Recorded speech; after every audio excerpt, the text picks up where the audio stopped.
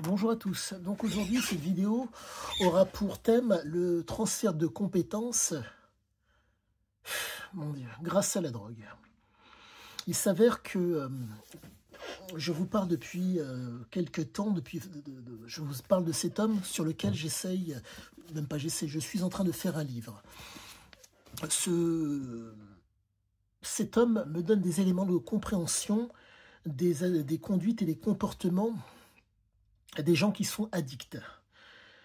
Et là, c'est proprement, comment dire, le texte et toutes les informations que je cherche à glaner en regardant des vidéos sur des neurobiologistes, entre autres, sur des spécialistes de l'addiction, sur des gens qui ont été addicts, me permettent de vous dire cette chose qui est proprement terrible à mes yeux. Il y a ce qu'on appelle un transfert de compétences. Une programmation génétique. Un père et une mère transmettent ces fameuses programmations génétiques. À partir de là, si le comportement et si l'environnement sont propices à ce que la programmation s'exprime, vous allez avoir, si l'enfant a des vulnérabilités, en un mot, s'il est sensible à la drogue, si la drogue le stimule, vous allez avoir dans l'environnement et au niveau comportemental de l'enfant ou de l'adulte, des transferts de compétences. Je vous explique. Fumer une cigarette.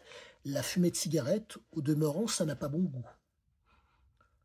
La problématique, c'est que à la longue, cette intoxication, les gens sont susceptibles d'y prendre plaisir et ne peuvent parfois ne pas s'arrêter. Ils se sont conditionnés, ils ont renforcé par rapport à ce produit, donc en étant dans quelque chose de bien précis. Je ne dirais pas le plaisir, mais ils ont renforcé les habitudes. Et ils ont renforcé pardonnez-moi, ils ont renforcé au niveau neurophysiologique des réactions de manque. Pour que le propos soit d'autant mieux compris, je vais développer, mais je vais vulgariser au maximum. Il s'avère que les produits auxquels sont sensibles ces gens vont démultiplier les récepteurs. Donc, ce qui fait que la personne qui fume, le soir venu, elle va s'endormir. Et comme elle n'a pas fumé de la nuit, et que durant la nuit, les récepteurs se sont multipliés. Le lendemain matin, une envie irrépressible de fumer.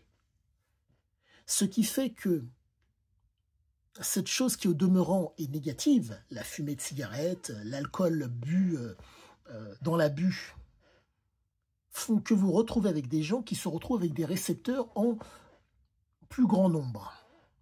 Et ils sont obligés, si je puis dire, de consommer pour faire en sorte que les récepteurs soient repus, en tout cas, mais pour que soit bien. Et ce qui était proprement terrible par rapport à ce transfert de compétences dont je vous parle, c'est que quand vous prenez quelque chose qui est au demeurant, à la finalité qui peut être dure, qui peut être pénible, qui peut être dangereux, vous vous retrouvez dans une situation dure, pénible et dangereuse. Pour peu que vous ayez un vécu, vous êtes capable, vous souhaitiez avoir un vécu, vous êtes capable de faire un transfert de compétences. En un mot, le produit était néfaste et le produit amène des intoxications qui fait que quand il va y avoir une situation stressante, vous allez pouvoir y faire face. Parce que le stress du produit est peut-être plus fort que la situation qui se présente devant vous.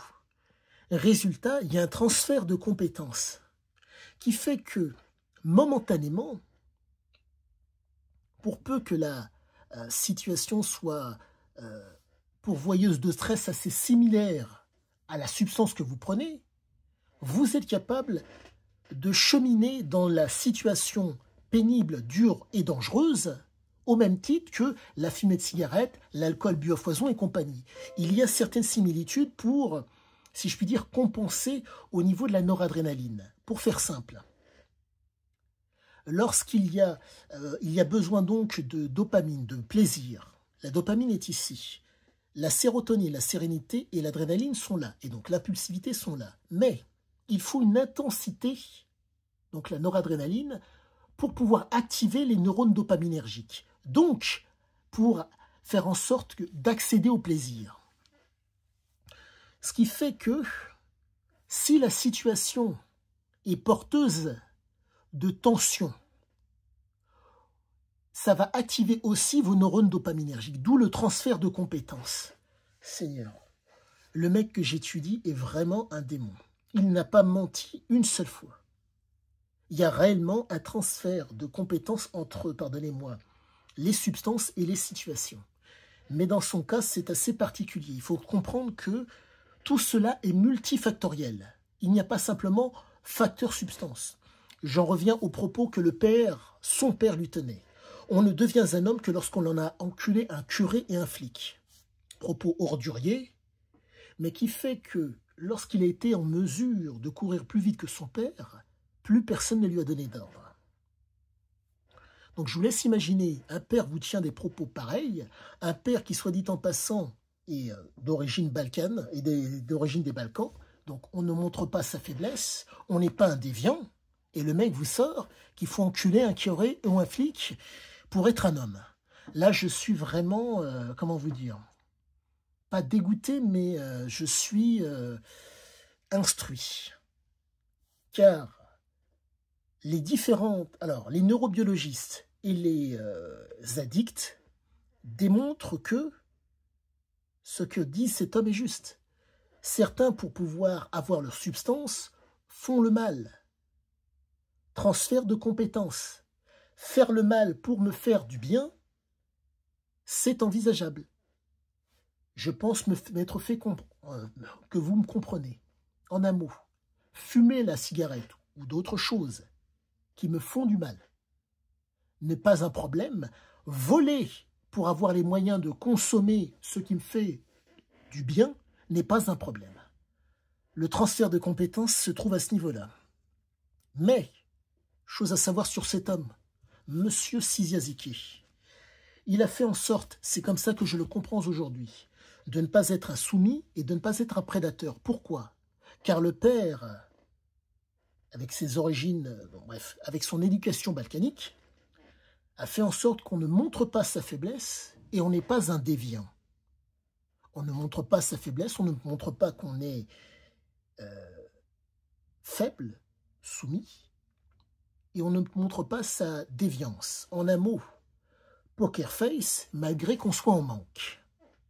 Tout se tient, le texte se tient de bout en bout. Seigneur, je suis heureux, instruit, et j'espère je vous informer et peut-être aussi vous donner des éléments d'instruction qui vous permettront peut-être d'éviter peut-être des tracas ou peut-être de sortir de tracas ou de détecter les fameux tracas. Si vous arrivez à déjà détecter grâce à ce que je vous donne, j'en serai très heureux. À tous, excellente fin de soirée.